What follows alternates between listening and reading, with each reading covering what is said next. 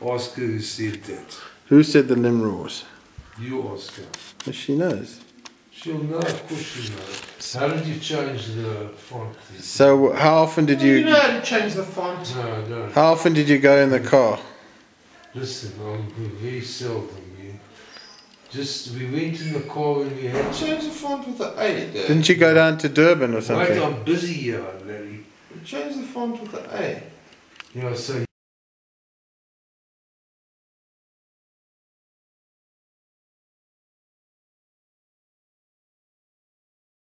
Okay, what do I know about my father? Okay, well, what date were you born? What's it got to do with my father? It hasn't, I'm just... My father was born Okay. on the 19th of March 1908. Oh, 1908, okay. And your mother? I'm talking about my father. Okay, I'll just listen then, shall I? I'm only doing one interview. Okay, go ahead. And I don't do anything yet. Because I'm giving... You know my mother. Yeah, She brought you up. yeah. And you don't know my father. And you don't know your grandfather. And neither does Eric know. So I will now talk only about my father. Okay. He was born on the 19th of March 1908. Okay. I'm born on the 27th of May 1937. Right. I got a name... What time were you born? Don't interrupt me. What kind of a person are you? I'm sorry, I won't interrupt you. I'm not talking about myself, I'm talking about my father. Okay. I got to know him, my earliest memory going back is during the war years. He was a soldier in the army. Yeah. And he didn't stay at our house. He came back to the house when he had leave. And my grandfather used to stay with my mother and myself in our house. Where was the house? The house was in Eston Street, 280 Eston Street, Sunnyside, Pretoria. Okay. I got to know him my earliest memory of him was he was sent down to Cape Town during the war. I don't know what his position is and why he went there, but apparently they sunk a U-boat off Cape Town, and he worked as a staff sergeant and took me with him to Cape Town, and we went by train in a second-class compartment. I think we shared it with 5 other people. And he took me to relations in Wynberg by the name of, not Davis, David. I stayed there and he did his business, and that's my first recollection of Muizenberg. But he took me into the sea and he showed... And how old were you? I was 6 years old. Took me to the sea and he showed me how to swim, and it was great being with this man. What was great about it? He made life interesting. Although we had nothing, he told us stories. He was a great sportsman. Was this yourself and Jeanette? Jeanette was there as well. Jeanette never came to Cape Town that time, but after the war, he was demobilized. Before the war, I heard that he's earned a living by driving a small lorry and collecting dry cleaning. Can we make less noise in there? I don't know what that... That's the computer. Yeah. Just ask Amy to turn the sound down a bit, please. So he made a living collecting dry cleaning, and Pretoria was the seat of the government. The Governor General gave him a little penknife for a present, which he treasured. I don't think it was. It was normally it was a small dress penknife. Oh yeah. come back to it later on. Do you have it or? I said I'd come back to it later on. Oh, sorry. Okay. Anyway, he was a great sportsman, Yeah. and he had one tremendous advantage over other people. He could work 24 hours a day and not get tired. Who, And Levy? he'd work another 24 hours a day the next day until he finished what he had to do. And if he started something, he didn't stop until he finished it. After the war, he was demobilized, and he got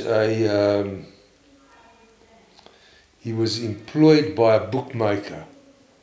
Do you know what a bookmaker is? Yes, I do. Okay. Somebody who takes bets, right? For sports betting. Not for sports betting, only for horse racing.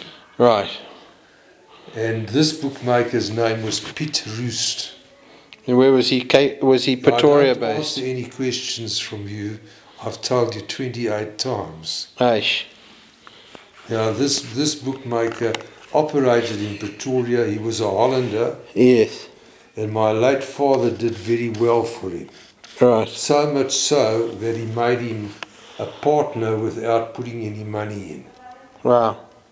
And eventually he was a 50% partner, Aye.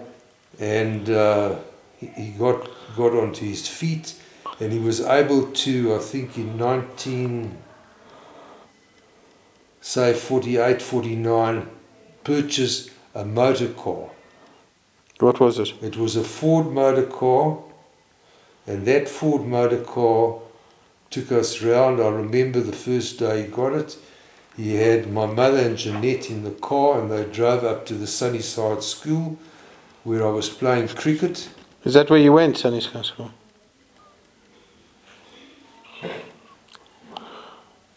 The interview will be ended very shortly if you ask any more questions. Okay.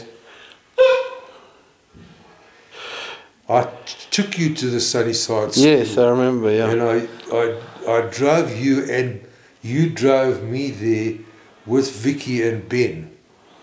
Okay, I remember. And you saw it, and I showed you the jacaranda trees, and I told you that Jeanette and I both went to that school. Okay. That we walked there every day, and you must concentrate when I speak to you. And you must remember these things, because memory is a very important thing in life. It's true. Anyway, I can remember that I was batting and I saw them driving a motor car, and normally I was out very quickly when I was batting. I couldn't wait to get out that day, because it was more important for me to be in. I didn't know my father was buying a motor car, but to be in a motor car and go for a drive in a motor car. Wonderful. And it was wonderful, and we had wonderful experiences in that car. My father was very kind to everybody.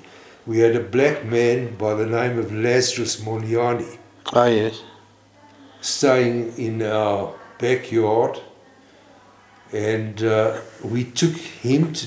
We used to go to Durban by car in this car, and I can remember the car. We sat in the car, my father, my mother, Jeanette, myself, Lazarus, and my grandmother. And we drove to Durban, and we spent holidays at the Carmel Hotel in Durban on the beach, and had a wonderful time. How many times did you go? I'm interested, that's all. Is it a I'll crime? answer this question. We only went once in that car. Okay. I can't help being interested. It's just Alec to Because laugh. Yeah. Things got better, Yeah. and my father looked after this Roost family.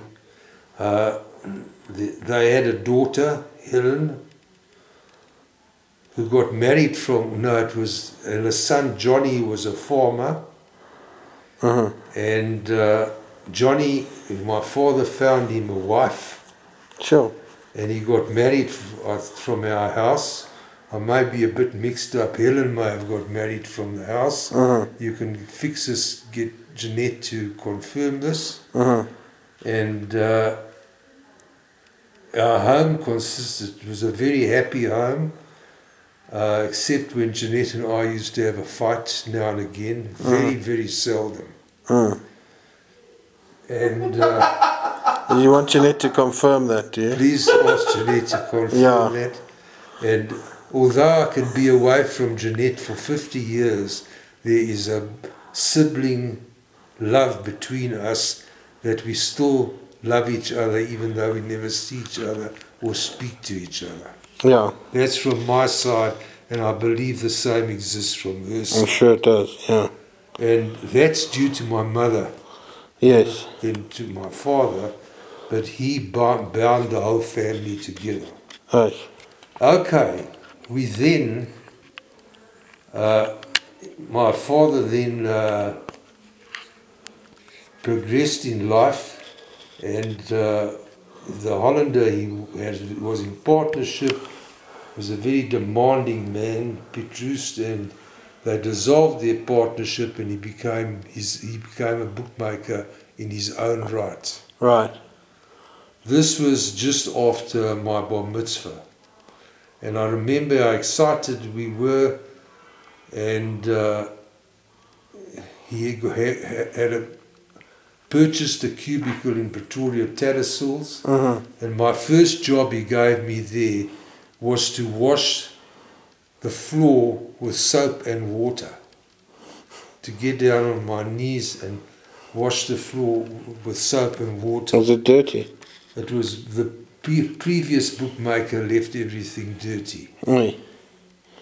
Anyway, that was in Tattersalls in Paul Kruger Street, and there he taught me everything I know about bookmaking. And by the age of about 14, 15, I was already a qualified bookmaker in my own opinion. Really? And in the opinion of some other bookmakers as well. Sure. In fact, unfortunately, my late father had a heart attack, I think at the age of 40. I must go back because I forgot to mention that he was a very good sportsman. He captained the South African Army cricket team. I think it was more the age of 50, wasn't it? No. Because he was born in 1907, he had the heart attack in 1958. I'm going back because I left this out. This was before, it was while he was in the army. Okay. So the war was in 1930.